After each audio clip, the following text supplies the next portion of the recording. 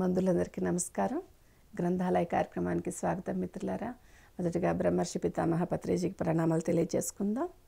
నా పేరు మాలతి, హైదరాబాద్ నుంచి మాట్లాడుతున్నాను. మరి గ్రంథాలయ కార్యక్రమంలో భాగంగా మనం వేరా స్టాన్లీ ఆల్టర్ మాస్టర్ రాసిన ద ఫిఫ్త్ డైమెన్షన్ సిద్ధమండలం అనే పుస్తకం గురించి ఎన్నో ఎపిసోడ్స్గా మరెన్నో విశేషాలు తెలుసుకున్నాం. వసుదైక కుటుంబానికి 5వ తలం దోహదం చేస్తుంది. సమానత్వం ఏర్పడటానికి, ఒకరికొకరు సహాయ సహకారాలు అందించుకోవడానికి 5వ తలంలోనే అవకాశముంటుంది అని సోదాహరణలతో వివరించిన అద్భుత గ్రంథం సిద్ధమండలం ఫిఫ్త్ డైమెన్షన్. ప్రముఖ రచయిత్రి వెరా స్టాన్లీ ఆల్డర్ ఆంగ్లంలో రాసిన ఫిఫ్త్ డైమెన్షన్ గ్రంథానికి ఇది తెలుగు అనువాదం. ఈ గ్రంథంలో రచయిత్రి ధ్యానంలో దివ్యత్వపు స్థితిలో ఉండి విశ్వం నుండి నేరుగా గ్రహించిన సందేశాలను పుస్తక రూపంలో మనకు పరిచయం చేశారు. ముఖ్యంగా 3వ, 4వ మరియు 5వ చైతన్య తలాల గురించి ఇందులో విపులంగా వివరించారు. ఎన్నో యుగాలుగా శాస్త్ర విజ్ఞానం, ఆధ్యాత్మిక చింతనలతో పాటు గొప్పగా ఎదిగిన అనేక నాగరికతలు 3వ చైతన్య తలంలోనే అంతరించిపోయాయి. దీనికి ప్రధాన కారణం ద్వంద్వత్వం, అంటే నేను, నాది అనే భావన వీడలేకపోవడం వల్లనే ఇలాంటి పరిస్థితులు తలెత్తాయని రచయిత్రి తెలిపారు. ఇక 4వ చైతన్య తలంతో యుద్ధాలు, బాధలు వద్దని చాలామంది శాంతిని కోరుకున్నారు. అందుకే జీసస్, బుద్ధుడు, కృష్ణుడు వంటి మహనీయులు జన్మించి తమ జ్ఞానాన్ని, వెలుగును పంచారని వివరించారు. 4వ తలంలో ద్వంద్వత్వం తగ్గి ఏకత్వం మొదలైనప్పటికీ ఇంకా భూమిపై చాలామంది 4వ తలాన్ని అందుకోలేకపోయారు. అయితే అతి కొద్ది సంవత్సరాలలోనే 5వ చైతన్య తలం భూమి మీదకు రాబోతోందని, దీనికి ముఖ్య కారణం ఏకత్వ భావమే అని ఆమె తెలియజేశారు. ప్రతి ఒక్క మానవుడు జ్ఞానంతో జీవిస్తూ ఒకరికొకరు సహాయం చేసుకునే స్థాయికి చేరుకుంటారని, ఈ క్రమంలో భూమిపై ఉన్న దేశాలన్నీ కలిసి ఒకే కుటుంబంగా, వసుదైక కుటుంబంగా జీవిస్తారని రచయిత్రి ఈ పుస్తకంలో అద్భుతంగా వివరించారు. ఇలాంటి అద్భుతమైన గ్రంథాన్ని మీకు పరిచయం చేసే కార్యక్రమమే నేటి గ్రంథాలయం. ఇంతకుముందు ఎపిసోడ్లో మరి మనందరము ఒక కాన్షియస్కి కనెక్ట్ అయ్యి ఒకటి కావాలి అని కోరుకుంటే ధ్యానంలో ఆ ధ్యానంకి కావాల్సిన ఆ యొక్క విషయానికి కావాల్సిన ఫ్రీక్వెన్సీకి కనెక్ట్ అయ్యి దాని గురించిన చక్కటి వివరాలు తెలుసుకోవచ్చు. మన సబ్కాన్షియస్ మైండ్లో అవన్నీ పాతవన్నీ రిలీజ్ చేసేసుకున్నా కూడా ఈథర్లో ఉన్న పిక్చర్స్ ద్వారా కానీ యూనివర్స్లోంచి కానీ అలాంటి నాలెడ్జ్ మళ్ళీ రీప్రొడ్యూస్ చేసుకోవచ్చు. అవసరమైనంత వరకు దాన్ని ఉపయోగించుకోవచ్చు. అంతేగాని అన్నెసరిగా ఫాస్ట్ లైఫ్లో ఉన్న ముద్రలన్నీ కూడా ఉంచుకోవాల్సిన అవసరం లేదు. మరి మనం ధ్యానం ద్వారా సబ్కాన్షియస్ మైండ్ని శుద్ధం చేసుకోవాలి. ఇలాంటి విశేషాలు తెలుసుకున్నాం కదా. సో అందువలన ప్రతిభావంతులు తక్కువ బరుతో లేక తేలికగా ఉండే మార్గాన్ని జ్ఞానార్జన కోసం అమలు పరుస్తూ ఉంటారు. లేదంటే హెవీనెస్గా ఉంటుంది మన బాడీ. మనం ఎప్పుడైతే మన లోపల కణాలలోనూ ఇవన్నిటిలోనూ పాత గుర్తులు, జ్ఞాపకాలు, భయాలు పెట్టుకుంటే మనం అంత ఈజీగా కొత్త నాలెడ్జ్ని తీసుకోలేమన్నమాట. అందుకని చెప్పేసి ఆ సబ్కాన్షియస్ మైండ్లో ఉన్నవన్నీ కూడా క్లియర్ చేసుకోవటం అనేది మనం ఇంకా అద్భుతంగా ఎదగటానికి ఉపకరిస్తోంది అని తెలియజేస్తున్నారు. అలాగే దీనికి సాక్ష్యంగా ధ్యానం ద్వారా జ్ఞానం అనేది విశ్వవ్యాప్త పద్ధతిగా వస్తుంది. సో అదే పత్రి సార్ మాత్రమే కాదు ధ్యానం గురించి తెలియజేసింది.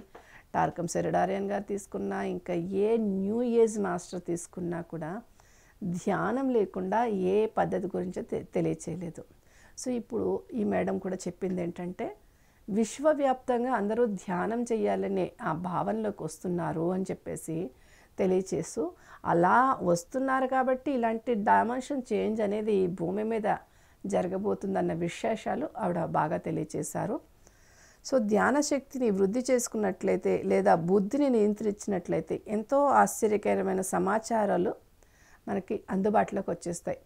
అంటే ధ్యానం చేసేసి వదిలేయకుండా మళ్ళీ మన మీద మనకి ఎన్నో ప్రయోగాలు చేసుకోవాలని కూడా చెప్పారు కదా. సో మైండ్కి సంబంధించిన ఎన్నో విశేషాలు తెలుసుకోవాలి మనము. ఈ మైండ్ అనేది పవర్ఫుల్ కంప్యూటర్ లాంటిది. దాంట్లో మనం ఏది ఫీడ్ చేస్తే అది రిసీవ్ చేసుకుని మరి రీప్రొడ్యూస్ చేస్తుంది.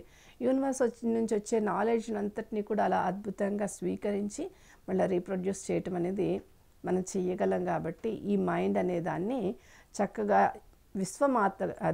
అంటే విశ్వం యొక్క మైండ్ తోటి అనుసంధానం చేయాలి. దానికి ఎలాంటి చదువులు చదవాలి, ఎలాంటి ప్రాక్టికల్స్ చేయాలన్ని విశేషాలు మనకు చక్కగా తెలియచేశారు. ఇలాగే మరి మనం పరివర్తనకు సంబంధించిన ప్రణాళిక మరి నమూనా సిద్ధమండలంలో ఉంటుంది. ఆ యూనివర్స్లో ఉండే ఆ యొక్క డైమెన్షన్స్లో సిద్ధమండలం అనే ప్రదేశంలోంచి ఇవన్నీ వస్తుంటాయి అనేది మనందరికీ తెలుసు. కాబట్టి ఈ సిద్ధమండలంలోని మనిషి జరిగిన విషయాలకు అనుసంధానించబడితే శక్తి కలిగి ఉంటుంది. యూనివర్స్లోనూ ఆ యొక్క కాన్షియస్ యొక్క కోర్ పాయింట్ ఉంటుంది. భూమి మీదకి వచ్చేసరికి మనకి సంబాలా అనే ఏరియా ఉంటుందని చెప్పి అంటుంటారు కదా. సంబాలా ఏరియాకు ఆ ఎనర్జీస్ అన్నీ రిసీవ్ అవుతూ అక్కడుండే సిద్ధల మండల గురువులందరూ కూడా, అంటే న్యూ ఏజ్ మాస్టర్సే, ఓల్డ్ మాస్టర్స్ ఎవరు చెప్పడానికి లేదు. వాళ్ళకి ఏజ్తో సంబంధం లేదు. ఎన్ని వేల సంవత్సరాల నుంచి జీవిస్తున్నారో మనకు తెలియదు. ఫర్ ఎగ్జాంపుల్ మనకు హనుమాన్ మాస్టర్ చెప్పుకుంటాం, అది మనకి కథల్లో విన్నాము. మరి మార్కండేయ మహర్షి గురించి విన్నాము, పరశురాముల వారి గురించి విన్నాము, దత్తాత్రేయుల వారి గురించి విన్నాము, శంకరాచార్యుల గారి గురించి విన్నాము. వీళ్ళందరూ కూడా ఇప్పటికీ జీవించే ఉన్నారు. ఎవరు కూడా శరీరాన్ని విడిచిపెట్టేసేయలేదు.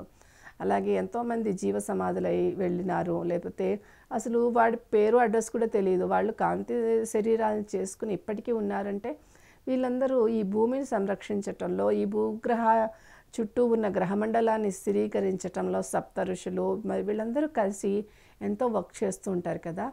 అలా వీరందరి యొక్క గైడెన్స్లో, వారి యొక్క ఎనర్జీస్తో ఈ భూమండలము, ఈ గ్రహమండలము కూడా సురక్షితంగా ఉండటానికి కావాల్సిన అన్ని వసతులు కల్పించబడుతూ ఉంటాయి. అలాంటి వీరందరి యొక్క గ్రూప్ కాన్షియస్తో ఉన్న ఆ ఒక ఎనర్జీ పాయింట్ని మనం సిద్ధమండలాన్ని కూడా భూమండలం మీద కూడా చెప్పుకోవచ్చు అనమాట.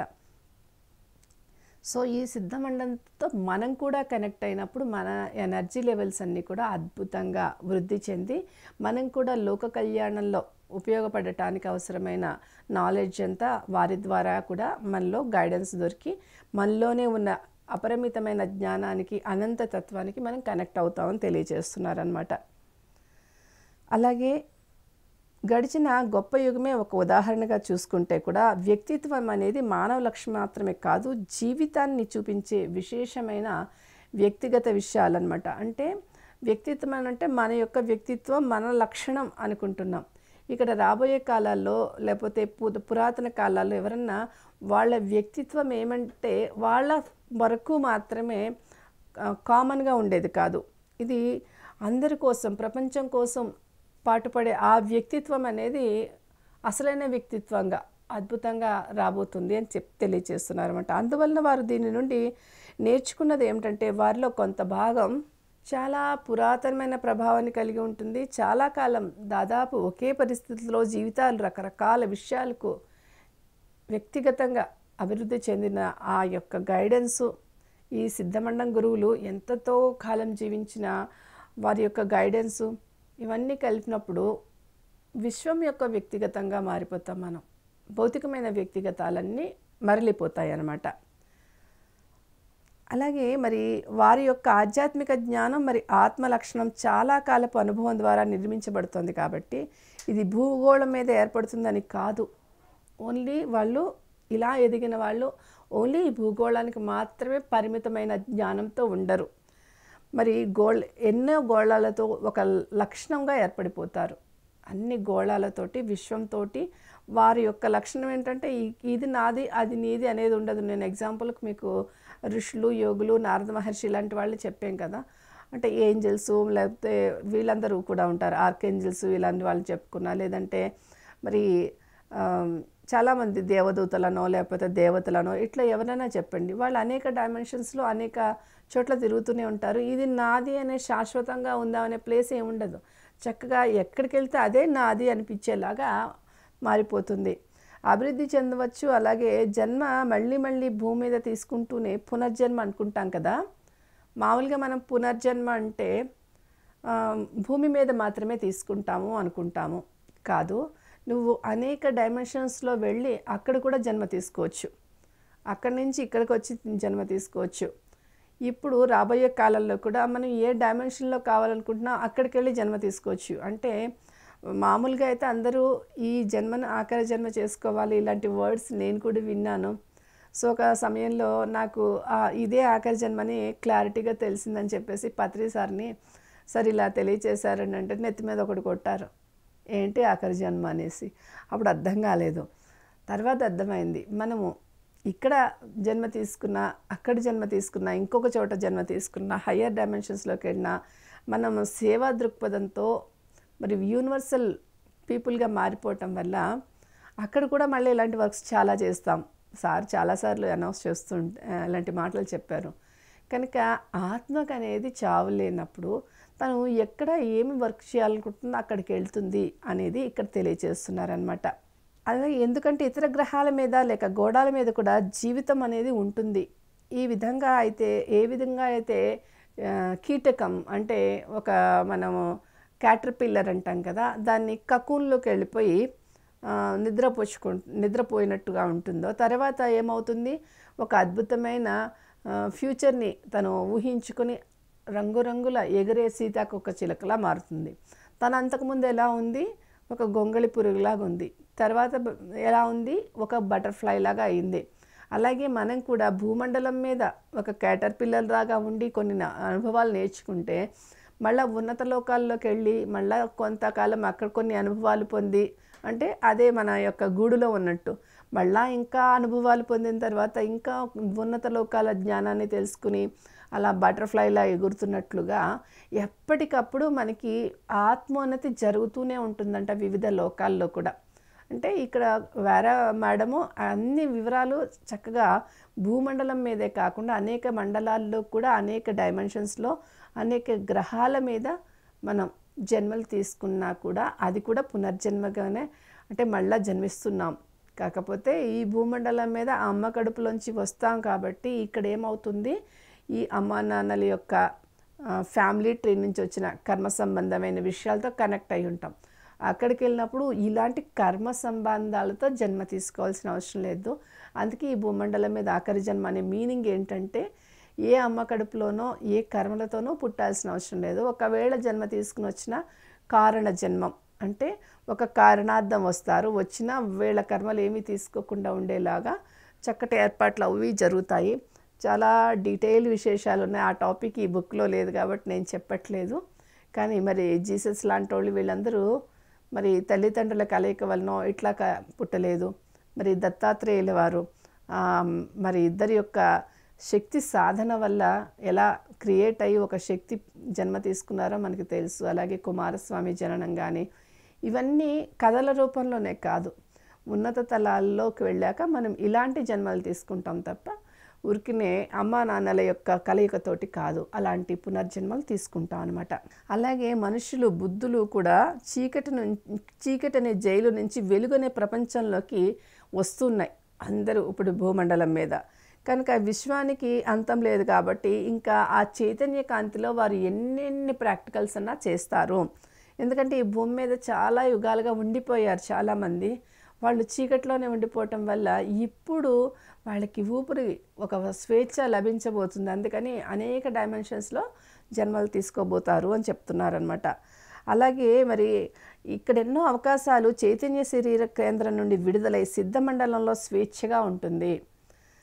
సో సిద్ధమండలం స్వర్గ సామ్రాజ్యం నుండి విడుదలై సిద్ధమండలంలో స్వేచ్ఛగా ఉంటుంది. అలా ఒక్కొక్కటి ఇంటర్ కనెక్టెడ్గా ఉంటున్నాయి అన్నమాట. సిద్ధమండలంలో అంటే ఇంకా శాశ్వతంగా ఉన్నట్టు ఉండొచ్చు, లేదా ఇంకా కొన్నాళ్ళు శాశ్వతంగా ఎంత వర్క్ చేయాలో చేసిన తర్వాత అక్కడి నుంచి కూడా ఇంకా దివ్యత్వం వైపు వెళ్ళిపోవచ్చు అంటారు. సిద్ధమండలంలో స్వేచ్ఛగా ఉంటుంది. సిద్ధమండలం స్వర్గ సామ్రాజ్యం. అక్కడ పుట్టడం అంటే ప్రేమతో కూడిన చేతులు ఆహ్వానిస్తున్నాయి. అలాంటి బిడ్డలు వస్తారంటే ఆహ్వానించటానికి ఆ సిద్ధమండలం మన కోసం ఎదురు చూస్తూ ఉంటుందని చెప్తున్నారనమాట. 4వ పరిధి రేడియేషన్స్ క్రీస్తు హృదయం పైన ఉన్న ముసుగును తొలగిస్తున్నాయి. సో ఎలా జరుగుతుంది ఇదంతా అంటే 4th డైమెన్షన్ రాగానే మరి మనందరి పైన ఒక ముసుగులు వేసున్నాయి. ఎందుకంటే నేను దైవాన్ని అని మర్చిపోయాం. ఆ ముసుగు తీయగానే నేను కూడా ఒక క్రీస్తు అంతటి వాడిని, నేను ఒక రాముడు లాంటి వాడిని, నేను ఒక బుద్ధుణ్ణి అనే ఆ భావనలు మనలోకి అప్పుడు వస్తాయి. ఆ ముసుగుంది 3rd డైమెన్షన్లో నేను నాది అనేది. నేను నాది అనేది ఎప్పుడైతే వెళ్ళిపోతుందో నీ దివ్యత్వం నీకు తెలుస్తుంది. నీవే దైవాన్ని అనే ఎరుక నీకు వస్తుందని తెలియజేస్తున్నారనమాట. అలాగే మృగం, పక్షి, మరి కీటకం ఆశ్చర్యపడే సహజ జ్ఞానాన్ని కలిగి ఉంటాయి కదా. అలాగే రేడియేషన్స్ ద్వారా వచ్చే సమాచారాన్ని స్పృహతో ఉండి గ్రహిస్తాయి, తెలివైన ప్రతిస్పందనలను చూపిస్తాయి. ఇక్కడ మళ్ళీ పక్షుల గురించి, జంతువుల గురించి వచ్చిన టాపిక్లో చెప్తూ కొన్నిసార్లు ఎంతో దూరాలకు ముందే తరలి వెళ్ళిపోతాయి. మీకు తెలుసు కదా, కొన్ని రకం జాతి పక్షులు మరి వలస వెళ్ళిపోతాయండి. ఎలా అంటే మొత్తంగా వందల వేల బర్డ్స్ అన్నీ ఎగురుకుంటూ అసలు అవి వాటికి ఆ రూట్ మ్యాప్ ఎలా తెలియదు, ఎన్నో దేశాల నుంచి వలస వచ్చి, మరి మేమైతే గోదావరి జిల్లాల వైపు ఉన్నాం కాబట్టి మాకు అటువైపు తెలుసు. మరి మాకు కొల్లేరు సరస్సు అనే ఉంటుంది, అక్కడికి ఎన్ని వందల పక్షులు వలస వస్తుంటాయి. అలాగే తమిళనాడు నుంచి వచ్చే ఒక బోర్డర్లో ఒక సరస్సు ఉంది, అక్కడికి కూడా చాలా వేల మైళ్ళ నుంచి కొన్ని పక్షులు వస్తాయి. ఆ కంట్రీస్ ఎక్కడున్నాయంటే మనకి ఏదో సప్త సముద్రాల వెనకాల ఉన్నాయన్నట్టు కథల్లో చెప్పుకుంటే, మరి ఎవరు వాటికి రూట్ మ్యాప్ చూపించారు? పోనీ ఒక పక్షి ఎంతో కాలం జీవించి ఉంటుంది, ఆ పక్షి వీళ్ళని గైడ్ చేస్తుంది అంట అనుకుంటుందా? ఒక పక్షి జీవితకాలం కూడా చాలా షార్ట్ ప్యాన్. ఒక 1 year వచ్చి వెళ్ళడానికి ఆ సీజన్ వచ్చే టైంకి కరెక్ట్గా అక్కడికి వస్తాయి, అక్కడ చక్కగా ఆహారమై స్వీకరిస్తాయి. అక్కడి నుంచి ఎందుకు వచ్చేసినాయి అంటే అక్కడ కొద్ది రోజుల్లో అక్కడ బాగా చలి మంచు వచ్చేస్తుంది, అక్కడ జీవించడం కష్టం కాబట్టి అలాంటి పరిసరాలు ఎక్కడుంటాయో చూసుకుని ఇక్కడికి వచ్చేస్తాయి. అలా ఎవరు వాటికి గైడ్ చేస్తున్నారు అంటే అలాగా విశ్వం నుండి వచ్చే ఆ సిగ్నల్స్ని అన్నిటిని రిసీవ్ చేసుకునేది వాటి బాడీ పార్ట్స్లోనే ఉన్నాయనే దాని మీద రీసెర్చ్ సైంటిస్టులు చేస్తూ ఉంటారట. సో వీటిని ఏమంటారంటే కొన్నిసార్లు ఎంతో దూరాలకు ముందే తరలి వెళ్ళిపోతుంటాయి కదా, ఏమిటంటే వీటి జీవితంలో ఉన్న వైర్లెస్ రిసీవర్స్ అని పేరు పెట్టారు వీటిని. అవి వెంట్రుకల్లోనూ ఈకల్లోనూ యాంటీనాల్లా పనిచేసి వాటిని తెలివిగా ఉండే చైతన్యంతో పక్షులు కానీ, జంతువులు కానీ, వృక్షాలు కానీ, ఖనిజాలు కానీ ఇలాంటి వైర్లెస్ సెట్తో ఉండే రిసీవర్స్ తోటే అవి చక్కగా ఇంప్రూవ్ చేసుకుంటాయి వాటిని. ఒక చిన్న మొక్క ఆ వర్షం వస్తున్నా, ఎండ వస్తున్నా ఎలా నిలబడగలుగుతుంది, స్ట్రైట్గా ఉండగలుగుతుంది అంటే వాటిలో కొన్ని రకాల రిసీవర్స్ ఉండి ఎలా ఉండాలో యూనివర్స్ నుంచి ఆ నాలెడ్జ్ అవి తీసుకుంటున్నాయన్నమాట. అంటే ఈ జాతికి ఈ పర్టికులర్గా ఎలా వస్తాయి అనే దాని మీద చాలా ఇంకా ప్రయోగాలు జరుగుతున్నాయని తెలియజేస్తున్నారనమాట. సో మరి ఈ సంఘటనను మరి మనిషి కూడా తెలుసుకుని తనలోనే ఉన్న కమ్యూనికేషన్స్కి సంబంధించిన ఈ వైర్లెస్ సిస్టమ్ మనలో ఉంది, దాన్ని కూడా మనం యాక్టివేట్ చేసుకోవాలి. ఆ పక్షుల్లో లాగా, ఆ జంతువుల్లో లాగా, ఆ ఖనిజాల్లో లాగా మన లోపల కూడా ఆ వైర్లెస్ సిస్టమ్ అనేది ఒక కమ్యూనికేషన్ సిస్టమ్ ఉంది అని తెలియజేస్తున్నారనమాట.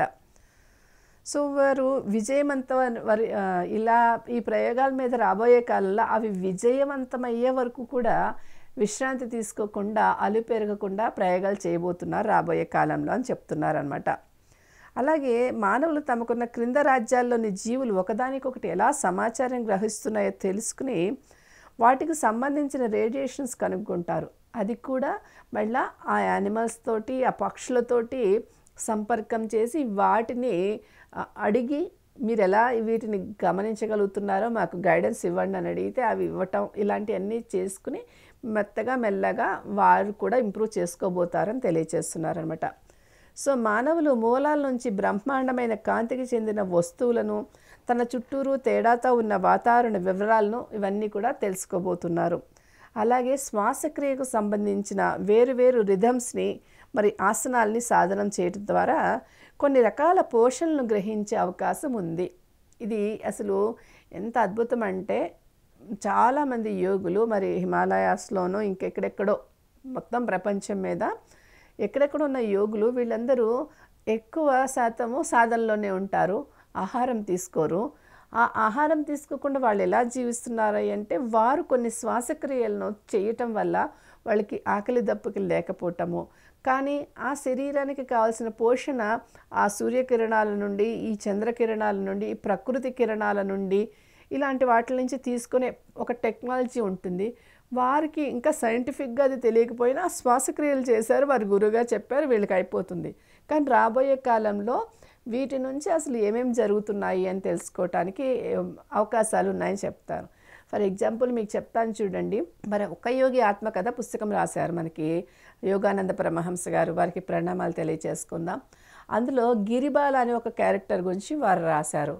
ఆ అమ్మాయి చిన్న వయసులోనే పెళ్ళైనప్పుడు ఆ అమ్మాయికి ఎక్కువ ఆకలిస్తుందని బాగా తింటుంది అనేసి అత్తవారింట్లో, అంటే చిన్నప్పుడే పెళ్ళిళ్ళు అయ్యావు కాబట్టి ఆ రోజుల్లో, నువ్వు తినడానికే పుట్టావా, దెయ్యంలా అలా ఎంత తింటావు నువ్వు అని అత్తగారు అవి తిట్టడం, ఆమెకు 1-2 రోజులంటే భరిస్తారు, కొద్ది రోజులు అది వినేసరికి చాలా చీకాకు అనిపించింది అన్నమాట.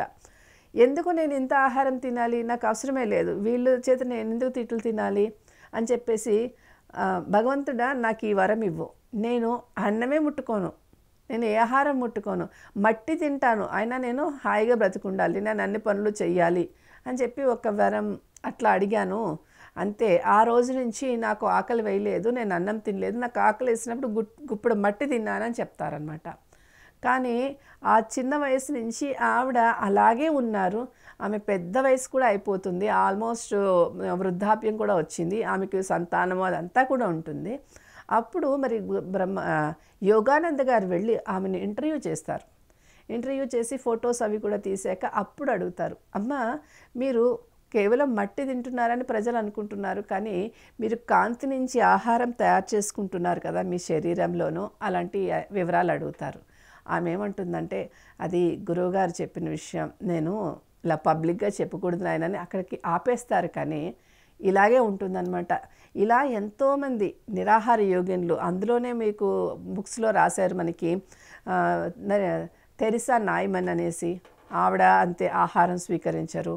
మన పిఎస్ఎస్ఎంకే మరి వచ్చిన ఒక అద్భుతమైన master the food of God అనే బుక్ రాశారు. ఆవిడ ఇప్పుడు చక్కగా జీవించి ఉన్నారు కదా, ఆవిడ కూడా ఇప్పటికే ఆహారం తీసుకోరు, 40 ఏళ్ళు అప్పటికే, అంటే ఇప్పటికి 50 ఏళ్ళు అయిపోయి ఉంటే తీసుకోరు.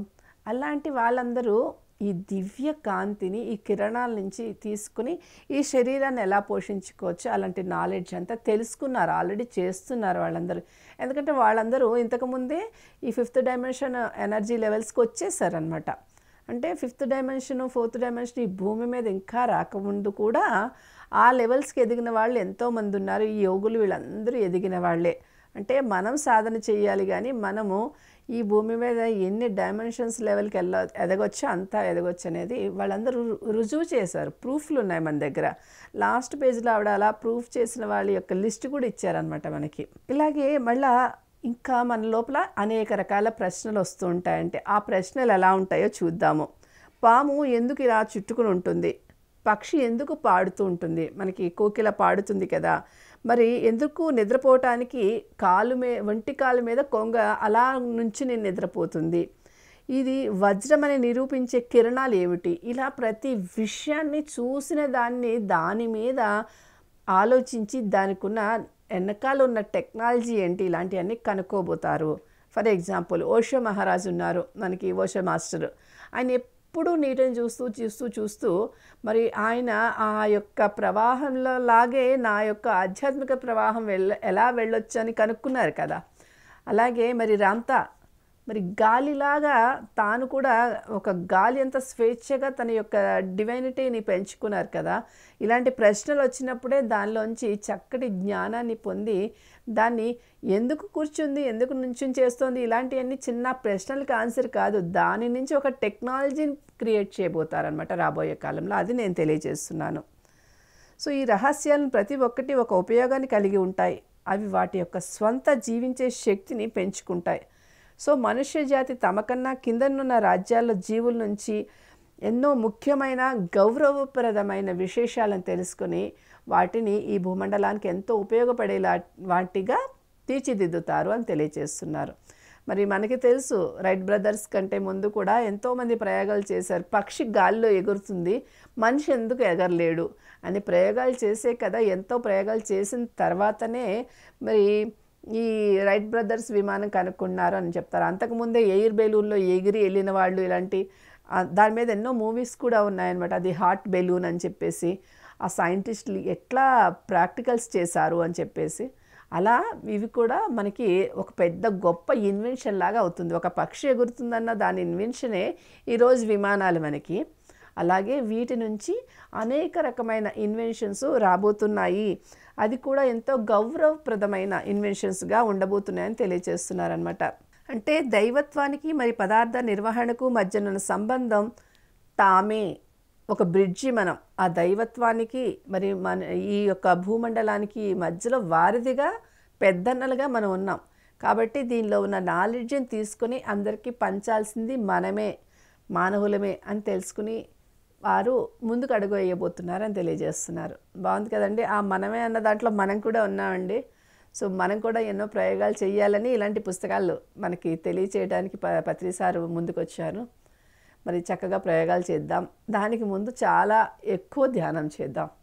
ఓకే, ఈరోజు ఇక్కడితో ఆపుదాం. మరి వచ్చే ఎపిసోడ్లో మళ్ళా కలుద్దాం. అంతవరకు సెలవు. నమస్కారం.